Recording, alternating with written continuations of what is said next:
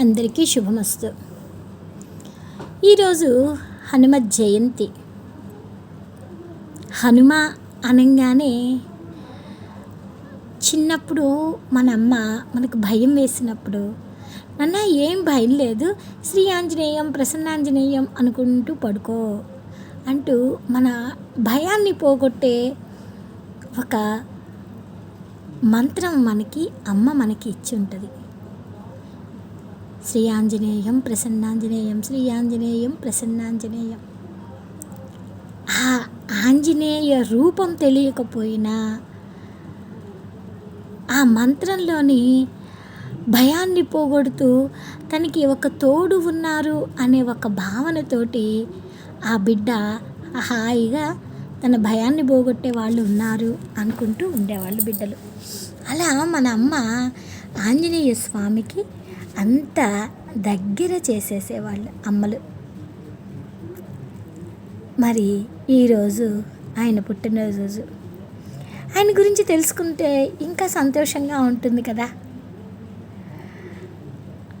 ఆంజనేయ స్వామి తల్లి పేరు అంజన. పిల్లలు అందరూ ఇది జాగ్రత్తగా గమనించండి, వినండి.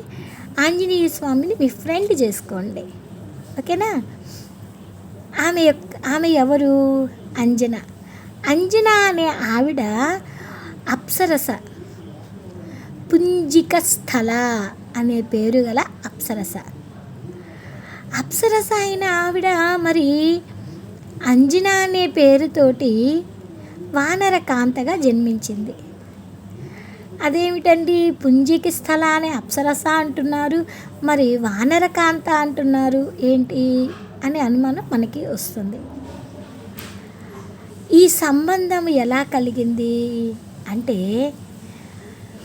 బ్రహ్మ న్యాయస్థానంలో ఉంటే ఒక అప్సరసగా ఉండేది ఈ అమ్మ అంజన.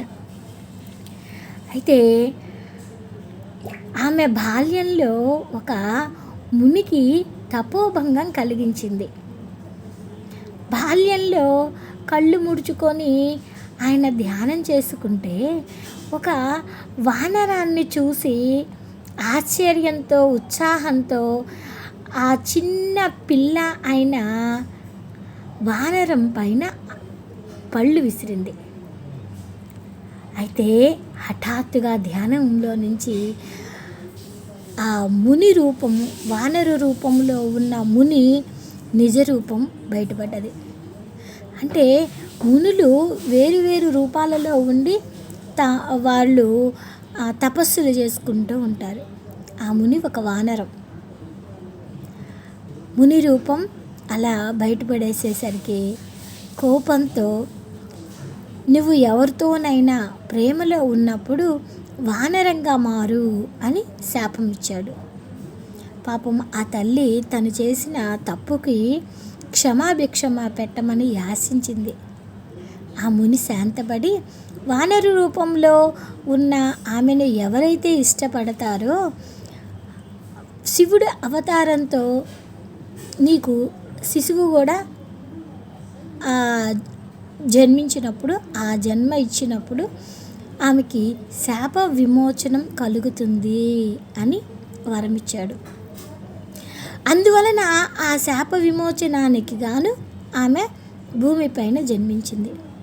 అడవిలో నివాసం ఏర్పరచుకొని ఒక పురుషుడిని చూసింది.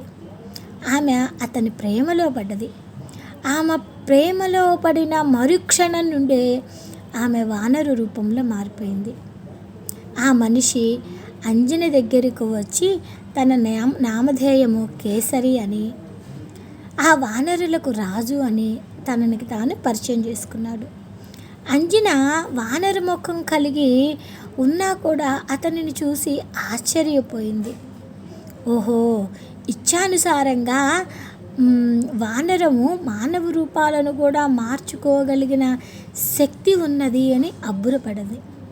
అందుకని అంజనని వివాహం ఆడమని కోరాడు. అంజన మరియు కేసరి ఇద్దరూ కూడా ఆ అడవిలోనే వివాహం చేసుకున్నారు. అంజన శివుడికి పూజలు జరిపించి తపస్సు చేస్తూ ఉండేది. ఆ సంతోషంతో శివుడు ఆమెని ఒక కోరిక కోరుకోమన్నాడు. ముని శాప విమోచనం కోసం శివుడినే తన కుమారుడిగా జన్మించమని కోరుకున్నది. శివుడు ఆమె అభ్యర్థనని ఆమోదించాడు. ఇది ఇక్కడ అంజనకి జరుగుతున్న కథనం. మరి ఇంకొక వైపు దశరథుడు అయోధ్యరాజు సంతానం కోసం పుత్రకామేష్టి యజ్ఞం చేస్తూ ఉన్నాడు. ఆ యజ్ఞానికి తృప్తి చెందాడు యజ్ఞదేవుడు, అగ్ని భగవానుడు. రాజుకు పవిత్రమైన పాయసాన్ని ఇచ్చి దైవాంశ సంపూతుడైన సంతానం తన భార్యలకు పాయస రూపంలో వచ్చిన దాన్ని ఇచ్చి భార్యలకు పంచిపెట్టమని చెప్పాడు. రాజు ఏం చేస్తాడు, అతని పెద్ద భార్య అయిన కౌసల్యకి ఒక భాగం ఇచ్చి మిగిలిన పవిత్రమైన పాయస భాగాన్ని ఒక గాలిపటం దూరంగా తీసుకువెళుతుంది. ఆ గాలిపటం ఆ పాయస భాగాన్ని అంజన తపస్య స్థలంలో పడేసింది. మహాదేవుడు అంజన చేతుల్లో పాయసాన్ని ఉంచమని వాయు, అగ్ని, గాలిదేవుడిని ఆజ్ఞాపించాడు. పాయసాన్ని చూసిన అంజన అది శివుని దీవెనలుగా భావించి దానిని తాగింది. వానరముఖం గల శివుని అవతారమైన శిశువుకి జన్మనిచ్చింది. ఆ బాలుడు అంజనాదేవికి జన్మించటం వలన ఆంజనేయుడని, కేసరి నందనుడని, వాయుపుత్రుడని, పవనపుత్రుడని, వాయువుడని ఇలా ఆ కుమారుడికి వివిధ పేర్లతోటి ఆయన అభివృద్ధి చెందుతూ వచ్చాడు. బాల్యదశలో కూడా చాలా శక్తివంతుడు. తల్లిదండ్రులైన కేసరి, అప్సరస అయిన అంజన యొక్క శక్తి వాయువేగం కలవాడు. అంజన శాప విమోచనం తొలగిపోయింది, ఆమె స్వర్గానికి వెళ్ళిపోయింది. ఇలా హనుమ యొక్క తల్లి యొక్క చరిత్ర. ఇక హనుమంతుడి గురించి తెలుసుకుందాం. హనుమంతుడిని ఎంతోమంది దైవంగా ఆరాధిస్తారు.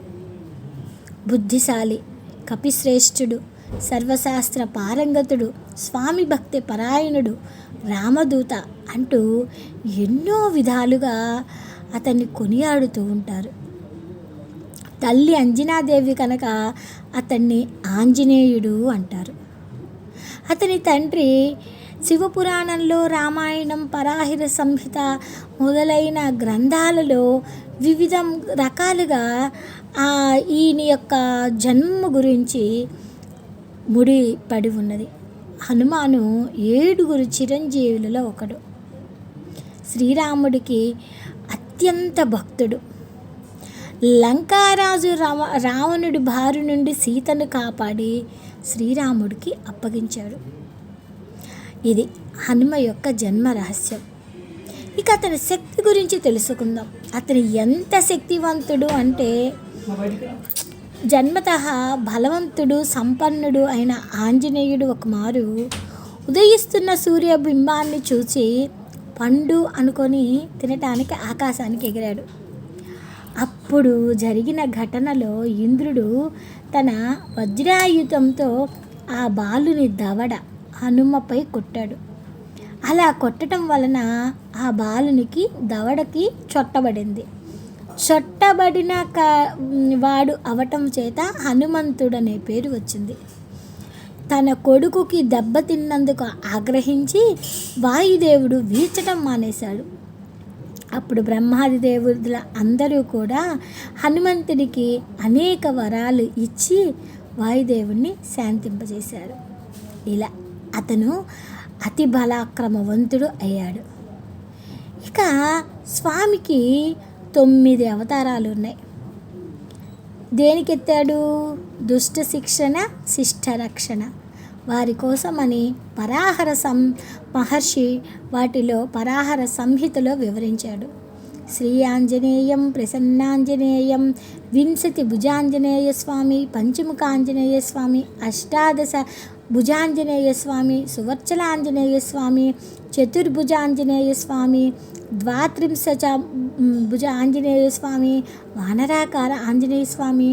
ఇలా తంత్రశాస్త్రంలో హనుమంతుడిని ఆరాధిస్తే క్షుద్ర పీడలన్నీ పటాపంచలవుతాయి. దశమహావిద్యలలో సమాన శక్తివంతమైన వాడు హనుమంతుడు. తంత్రదేవతలందరిలోనూ అధికుడు. మనకి పెద్దవాళ్ళు చెప్తూ ఉంటారు అష్టసిద్ధులు నవనిధులు అంటూ. అసలు ఆ అష్టసిద్ధులు అంటే ఏమిటో, దానికి హనుమ ఎంతటి గొప్పవాడో చూడండి. అష్టసిద్ధులను కలిగినవాడు. ఆ అష్టసిద్ధులు ఏంటి? అణిమా సిద్ధే, మహిమా సిద్ధే, లహిమా సిద్ధే, గరిమా సిద్ధే, ప్రాప్తి సిద్ధే, పరాక్రమ సిద్ధే, వసిత్వ సిద్ధే, ఈసిత్వ సిద్ధే అంటూ. ఇలా ఈ అష్టసిద్ధులు ఇవన్నీ మనం ఎక్కడో విన్నట్టున్నారు కదా, ఎక్కడ విన్నారో గమనించుకోండి. అణిమా సిద్ధి అంటే ఏమిటి? శరీర పరిణామము ఆవగింజంత కన్నా చిన్నదిగా చేసుకోగలిగిన శక్తి. ఈ శక్తి మనకి ఎక్కడ కనిపిస్తుంది? రామాయణంలో సుందరకాండలో కనిపిస్తుంది. శరీర పరిమాణం గల పర్వతం అంతా పెంచుకోగలిగిన శక్తి. లఘిమా సిద్ధి అంటే శరీర బరువుని నువ్వు గింజ కన్నా తక్కువగా చేసే బరువు శక్తి. గరిమా శక్తి అంటే శరీర బరువును పర్వతమంతా పెరిగేలా చేసే శక్తి. ప్రాప్తి శక్తి ఎక్కడికైనా ప్రయాణించగలిగిన శక్తి, దేనినైనా పొందగలిగే శక్తి. పరకామ్య సిద్ధి ఎవరును తగ్గించలేని ఆత్మబలాన్ని కలిగి ఉండే శక్తి. వసిత్వ సిద్ధి అన్ని జీవులపైన ఆధిపత్యం కలిగి ఉండే శక్తి. ఈసిత్వ సిద్ధి దేనినైనా సృష్టించి దేనినైనా నాశనం చేయగలిగిన శక్తి. ఇలా అష్టసిద్ధి శక్తులు తన వశం చేసుకున్నాడు మన హనుమ. ఇక హనుమంతునికి ఏమి ఇష్టము అంటే, ఆయనకి ప్రదక్షిణాలంటే చాలా ఇష్టం. శ్రీరామ జయ రామ జయ జయ రామ, శ్రీరామ జయ రామ జయ జయ రామ అనుకుంటూ రామమంత్రాన్ని జై జై రామ్ జై జై సీత జై జై హనుమ అనుకుంటూ రామమంత్రము, సీత మంత్రము, హనుమత్ మంత్రము, ఈ 3 మంత్రాలను మిళితం చేసుకొని ప్రదక్షిణాలు చేస్తే ధర్మంగా ఏ కోరికైతే నువ్వు కోరుకుంటావో అది చక్కగా తీరుతుంది. అంత శక్తిని మనకి అందజేస్తాడు హనుమ. ఎంతో భక్తితో శ్రద్ధతో హనుమని కనుక పట్టుకుంటే విద్యలు అన్నీ మనకి కరతలామలకమవుతాయి. ఎందుకంటే ఆయన కన్నా విద్యాధికుడు ఎవరు ఉండరేమో. ఎందుకు? సూర్య భగవానుడుతో పోటీగా ఆయనతో తిరుగుతూ, సూర్యుడు గమనం తెలుసు కదా, ఆయన ఎంత ఎర్రగా ఉంటాడు, ఎంత ఎండలు నిప్పులు చెరుగుతూ ఉంటాడు. ఆయనతో తిరుగుతూ ఈయన విద్యలు నేర్చుకున్నాడు. సూర్య భగవానుడు హనుమకి వేదాలు నేర్పించిన గురువు. మరి సూర్యుడి ఎండనే మనం తట్టుకోలేము. ఆయనతో పాటు తిరుగుతూ హనుమ విద్యలు నేర్చుకున్నాడంటే ఎంత గొప్పవాడో కదా. మంచి రాముడి భక్తుడు. సీతమ్మ ఎక్కడుందో తెలియదు, సీతమ్మ ఎలా ఉంటుందో తెలియదు. రాముడికి సహాయం చేయవలసి వచ్చినప్పుడు సీతమ్మ గురించి తెలుసుకొని ఒక్క ఆనవాలే ఇచ్చాడు. ఆమె ఎక్కడుందో తెలియదు. తెలుసుకొని సీతారాములని కలిపాడు. అందుకనే వివాహం కావలసిన పిల్లలు ఎవరైనా సరే హనుమకి ప్రదక్షిణాలు చేయండి, హనుమ దంపతులను ఏకం చేస్తారు అని అంటారు. అందుకనే పెళ్ళిగాని యువతీ యువకులు ఎవరైనా సరే హనుమకు ప్రదక్షిణాలు, పసుపు కొమ్ములు పట్టుకొని ప్రదక్షిణాలు కనుక చేస్తే, తప్పకుండా నమ్మకంగా చేస్తే హనుమ ఖచ్చితంగా వారిద్దరిని కలుపుతాడు. ఎంతో గొప్ప ఏమంటారు, అతి బలవంతుడు.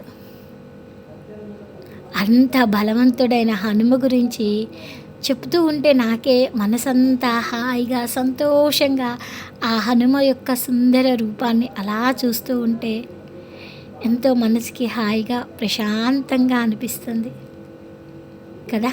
మీకు కూడా అలానే ఉన్నదా? హనుమ ఆ పేరు వింటేనే చాలు ఒక ధైర్యం, కొండంత అండ మన దగ్గర పక్కన ఉన్నట్టే అనిపిస్తుంది. ఆ అనుభూతి మీలో ఎప్పుడైతే కలిగిందో ఎంత కష్టమైనా దాన్ని ఇదే ఉంది అని తీసివేసేసేటంత ధైర్యం మీకు వచ్చేసి అతి సూక్ష్మంగా దానిని ఆలోచించి ఆ సమస్య నుంచి బయటపడగలరు. అంత గొప్పదైన హనుమని మనం పట్టుకుందాం. ఆయన జన్మదినం సందర్భంగా హనుమకి ఈరోజు మనం పుట్టినరోజు శుభాకాంక్షలు తెలియజేద్దాం. మీరు కూడా హనుమకి అందరూ పుట్టినరోజు శుభాకాంక్షలు తెలియజేసి హనుమ యొక్క దీవెనలను పొందుదాం. హనుమకి ఇష్టమైన నామం శ్రీరామనామం. రామ్ రామ్ రామ్ రామ్ రామ్ రామ్ రామ్ రామ్ అంటూ నిరంతరము రామనామ జపం చేస్తే ఆ నామాన్ని కూడా మీరు పట్టుకోకుండా అలా చదవండి. హనుమ మీ పక్కనే ఉంటాడు. జై శ్రీరామ్.